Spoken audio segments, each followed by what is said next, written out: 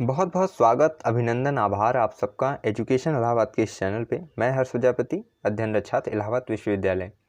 जैसा कि आप जानते होंगे, बीए प्रथम वर्ष की ज्योग्राफी प्रैक्टिकल फाइल की क्वेश्चन सीरीज़ हम चला रहे हैं, जिसके अंतर्गत अभी तक हमने bar graph, line graph, pyramid diagram, circular graph इत्यादि को कंप्लीट किया है। और आज हम प्रकीर्ण ग्राफ को देखेंगे, स्कैटर ग्राफ कैसे बनाते हैं कि अगर आपको आंकड़े दिए जाएँ और आपसे कहा जाए कि इसका प्रकीर्ण ग्राफ तैयार करिए, स्कैटर ग्राफ बनाइए, तो आप किस प्रकार से उसे बना सकते हैं। उम्मीद करता हूँ इसे आसानी से आपको समझा सकूँ। तो चलिए वीडियो स्टार्ट करते हैं। जैसा कि आप देख सकते हैं, यह है सारणी 11.5। इसमें लिखा है उत्तरी भारत के राज्यों में अनुसूचित जाति जनजाति तक साक्षर जनसंख्या। ये आंकड़े दिए गए हैं। अब हमें इसका स्कैटर ग्राफ अर्थात प्रकीर्ण आरेख बनाना है। अब ये बनेगा कैसे, ये देखते हैं। सबसे पहले जैसे यहाँ पे दिया आंकड़े क्या है कि आंध्र प्रदेश है, ठीक है। इसके राज्य की कुल जनसंख्या अनुसूचित जाति जनजाति ये प्रतिशत में है कि साक्षर जनसंख्या कितनी है, अनुसूचित जाति और जनजाति की जनसंख्या कितनी है, ठीक है। आंध्र प्रदेश में 20.2 जो है क्या है, अनुसूचित जाति जनजाति है, और साक्षर जनसंख्या 29.9 है। ये सब प्रतिशत में दिया हुआ है। अब हमें क्या करना है, इसे आपको बनाना है प्रकीर्ण ग्राफ में। अब इसको बनाएंगे कैसे, चलिए देखते हैं। देखिए, जैसा कि ये प्रकीर्ण ग्राफ है, ठीक है। अब ये बना कैसे है, ये जो आंकड़े वहाँ दिए थे वही यहाँ पे दर्शाए गए हैं। घबराना नहीं है कि यहाँ पे बना कैसे, सब बताते हैं। सबसे पहले क्या करना है, आपको अपना वाई एक्स और एक्स अक्ष बना लेना है, ठीक है, जो कि ग्राफ की आधार स्तंभ है, ठीक है। उसके बाद क्या करना है, आपको परसेंटाइल जैसे 10, 20 जो वहाँ पे दिया हुआ था, ये बस ध्यान रखना है। जैसे यहाँ पे 20% था, ठीक है। अब देखते हैं सबसे ज़्यादा को, क्योंकि जो सबसे ज़्यादा रहे उसको लास्ट मानते हैं हम लोग। जैसे 84 यहाँ पे मिल गया, ठीक है। यहाँ पे आपको 93 मिल गया। तो उम्मीद करते हैं कि इसको हम 100 लेके चलते हैं या 90 लेके चलते हैं, ठीक है, ठीक है। तो वहाँ जैसे 93 था वो सबसे ज़्यादा आधार स्तंभ, तो 0 से लेकर हम 100 तक यहाँ पे आ जाएंगे, ठीक है। ये क्या है कि यहाँ पे कितने आपके अनुसूचित जाति के और जनजाति के हैं, इसको नीचे लिख दिया हमने।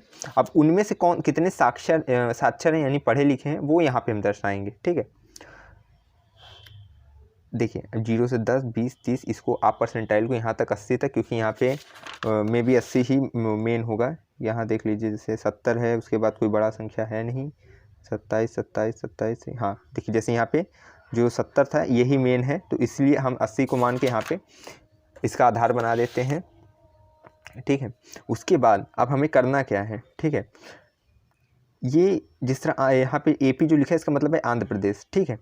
अब हमें क्या करना है, अब हमने इस तरह तो पूरा आपको बता दिया कि हाँ, यहाँ पे आपने यहाँ पे साक्षर वाले प्रतिशत हैं और यहाँ पे अनुसूचित जनजाति का है, ठीक है। अब यहाँ राज्य को दर्शाना कैसे, ये समझिए। अब जैसे ये आंध्र प्रदेश है, ठीक है, ये बोला है इसकी अनुसूचित जाति कितने हैं, 20% लोग हैं और साक्षर जनसंख्या 29.9 है।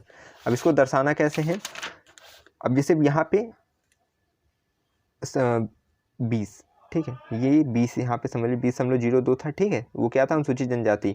इसको यहाँ तक लाइए ऊपर, और इसको 29, ये क्या है, लिटरेट अर्थात जितने पढ़े लिखे, ये 29.9 इसके आसपास है, 30 के यहाँ पे लाइए।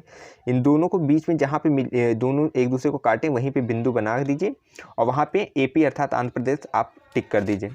उसके बाद जैसे यहाँ पे लिखा है बिहार का 22.8 है अनुसूचित जाति, और उसके बाद 26.2 है साक्षर जनसंख्या, ठीक है, बिहार का। अब यहाँ पे क्या करना है, 26.2 यानी कि 20-25 के आसपास समझ लीजिए ये है, ठीक है। और आपकी 22 यहाँ पे क्या था, आपका 22.8 आपकी अनुसूचित जाति थी, अर्थात ये देखिए 22.2, ये 26 ये आप समझ लीजिए यहाँ पे आपका ये 22.2 यहाँ पे ये काट दिया, तो ये क्या बन गया, आपका बिहार बन गया, ठीक है। इसी तरह करके जितने भी आंकड़े यहाँ पे दिए हुए हैं, ठीक है, गुजरात, हरियाणा, हिमाचल प्रदेश, जम्मू कश्मीर, करना क्या है कि इनका आपको साक्षरता प्रतिशत देखना है। उसके बाद अनुसूचित जनजाति प्रतिशत, अगर बोलता है 40% जो है यहाँ पे गुजरात में है, और उसके बाद कहेगा 25% ये है साक्षरता, तो साक्षरता 25 को यहाँ मान के लाइए, 40 के ऊपर बस जहाँ पे एक दूसरे को काटें वहीं बिंदु बना के आप अपने स्टेट का नाम लिख दीजिए, और इसी तरह करते करते ये आपका प्रकीर्ण ग्राफ बन जाता है। और प्रकीर्ण ग्राफ की ज़रूरत क्यों पड़ती है, क्योंकि आपने अगर देखा होगा यहाँ पे ये देखिए, जैसे ये ग्राफ है, ठीक है, ये कौन है, ये लाइन ग्राफ है, ठीक है, रेखा आलेख। इसमें क्या है कि एक सीध में सब रहते हैं, जितने भी आंकड़े रहते हैं एक सीध में तीर की भांति होते हैं। तो इसमें हम लोग क्या करते हैं, एक को इंगित करते हुए एक लाइन खींच देते हैं, तो ये लाइन ग्राफ बन जाता है।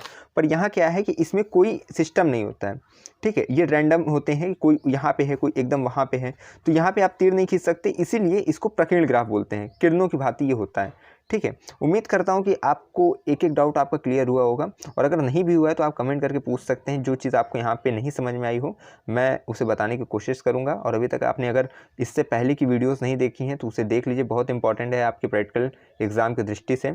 और बहुत जल्दी हम सर्वे पे वीडियोज़ लाएँगे जिसके अंतर्गत आपको पिरामिड नहीं, आपको प्लेन टेबल सर्वे, प्रिज्मेटिक सर्वे, ये सब अच्छे से बताया जाएगा।